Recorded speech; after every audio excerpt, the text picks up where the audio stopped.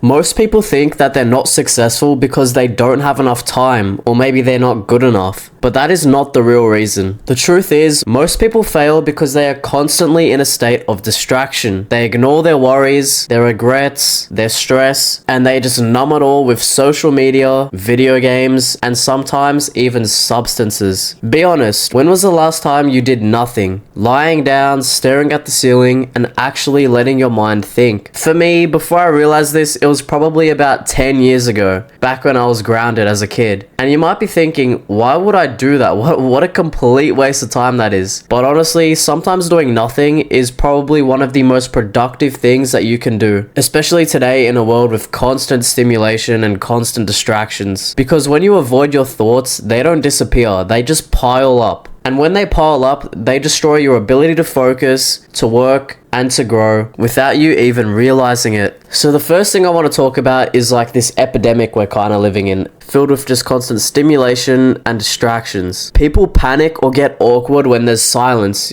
Like, people always need music in the background, whether they just have some friends over or like, you know, they're doing their work. They just want music in the background because it's too quiet. And, you know, scrolling and watching YouTube whilst you're eating your food, or even in the bathroom, just using scrolling as like something to fill in the gap, pretty much, like the silence. That right there is not entertainment or like productive. It's actually avoidance. Like, when was the last time you guys pooped without your phone? And be completely honest. And I'm not gonna lie, I'm not perfect. I do, you know, go on my phone a lot whilst in the bathroom. But some people though don't even shower without their phone. I could not believe this when I first found out, but people shower with their phone. That is just insane. So there's a really big problem here. Silence used to be normal. It used to be completely fine. But now it just feels uncomfortable and unnecessary. Right, now the second thing I want to talk about is why we actually run away from our thoughts. Especially thoughts when you don't, like, that just pop into your head, right? You're not actually actively thinking about it. It just randomly comes to your mind. That is your brain trying to talk to you, trying to tell you something. And then you just mute it every single time. Now, you might think that, you know, by distracting yourself from your thoughts, that you're actually getting rid of them, right? But that is actually far from the truth. Your thoughts are always with you, no matter what you do. So because you're numbing the thoughts and you're just ignoring them, you're not actually facing your fear, so the problem will just get bigger over time. It's kind of like instant gratification, right? You ignore your thought, that's instant gratification because you feel better already. But then over the long run, as time goes on, you'll feel worse and worse and worse and worse and worse. But if you actually acknowledge your thought and, you know, face it and not distract yourself, it'll feel terrible in the moment, but then in the long run, you'll feel so much better. So because your thoughts don't actually disappear once you're like indulging in some sort of distraction, your anxiety will obviously increase over time. But most importantly, small problems will start to feel way bigger because you've already got... So pretty much the thought will just go to the back of your mind. You won't be thinking about it, but it'll be there and your brain will know that it's there, but you don't know it's there. And every time it will just flicker and flicker and flicker, and suddenly you just can't focus. You don't know why, but you just can't focus. Or maybe you'll feel like really upset, but then you don't know why. And this is after, like, a few hours after like the distraction or whatever. You'll start to feel depressed, you'll start to feel anxious, and you will have no idea why. You like you'll be completely clueless as to why you are anxious. That's because the thought is at the back of your mind and it's just flickering like a light bulb every few seconds. Imagine you're trying to get some work done, but your mind is just screaming at you about an argument you had, or, you know, an upcoming exam or something like that. Or maybe you forgot to take out the trash and you need to do it, but you don't want to do it right now, so you're just trying to distract yourself, trying to avoid thinking about it. You'll get no work done. And it's not because you're lazy or not because you're,